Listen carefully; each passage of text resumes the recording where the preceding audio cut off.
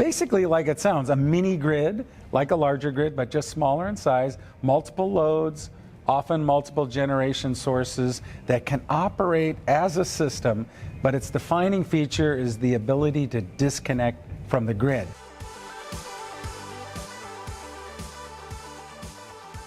Now, you produce a regular microgrid tracker.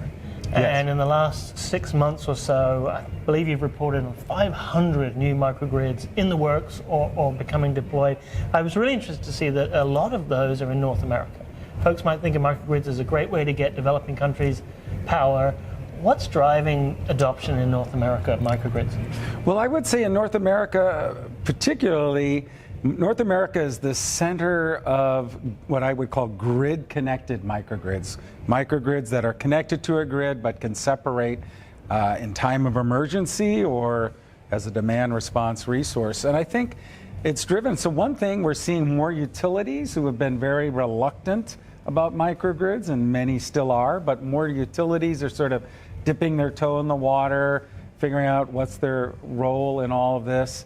Military bases, as I mentioned, but really we're seeing the commercial and industrial segment now becoming the fastest growing market, and that's in the US, that's global, but in particularly in the US, and I think Bloom Energy, that's your primary clientele, so you're sort of part of that trend. And so it's really the storms, the wildfires, there's just been a lot of things that have impacted our grid. And our grid, I think, has the highest outage rate of any industrial part of the world, and therefore that's why you're seeing such interest in microgrid.